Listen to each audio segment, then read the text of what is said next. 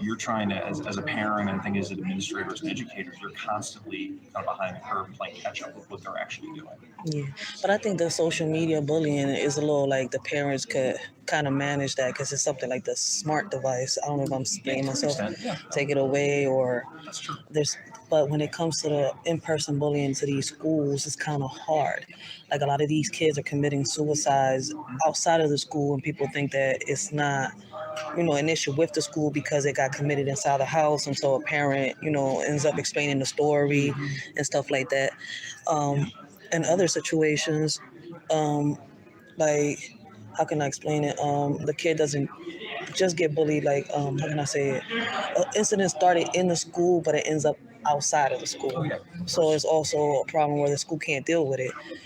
We got the issues where we can't tell if it's the adult or the kid in the schools initiating the problems too, because there's too many adults, too many kids, whether it's staff, counselors, the teachers, even principals. I've been in a personal situation myself where they get themselves involved with in a child situation where they should have been the adult, but it's like two kids, three kids fighting each other.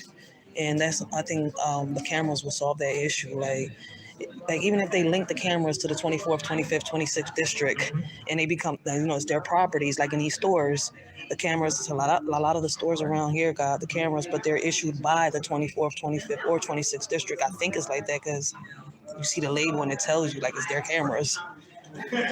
So Yeah, it's funny. So when you talk about, I think there's a couple of things that we're talking about that are all related, but there's different ways to kind of get at the problem. So I think the one that you're talking about most directly would just be, investing in that infrastructure to kind of create better coordination between schools, potentially law enforcement, and so forth. And I think when you talk about that, in a sense, I don't want to say that it's not easy, but of all the different possibilities for addressing this issue, that might be the easiest one, in so much that there's a clear lack of infrastructure investment.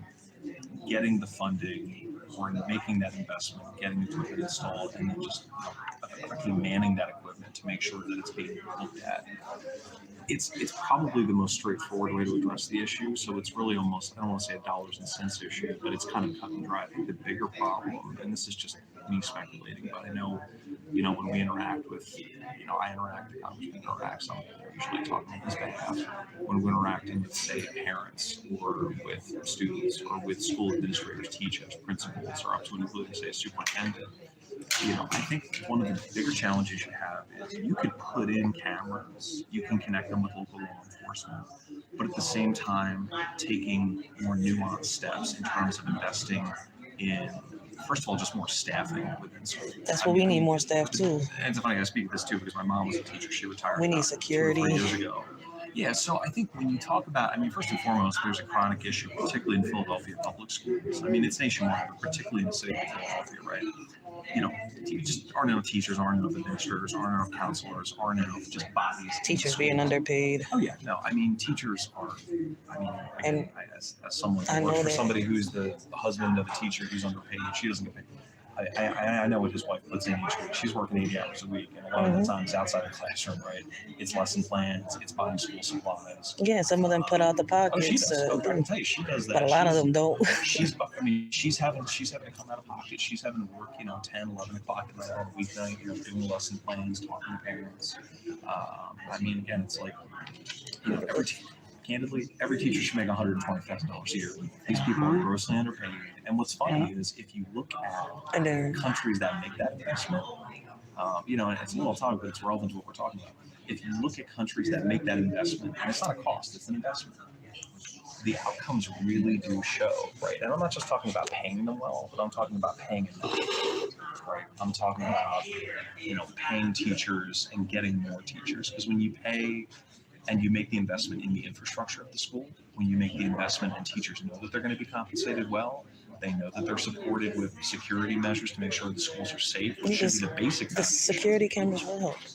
When you're talking about counselors, when you're talking about support staff like that, and then the administrative support, it becomes a culture of, I know a school is a place where good things are going to happen, where I'm going to be treated well as I try to do my job. And they can focus on educating children and not on doing other things.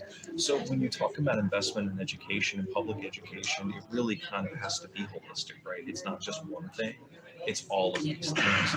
And, I think the problem you have, I hate to call it a political problem, but in many ways it is. So, if you look at the role of the state, for example, in funding public education, particularly in a state like Pennsylvania now versus, say, like 50 years ago. I mean, again, I'll try not to be overly partisan, but to an extent, I can't avoid it, just to be honest, because it's part of the conversation. So, my boss is a Democrat. He's not shy about that. He's someone who was in the state legislature for a number of years and now serves federally. And,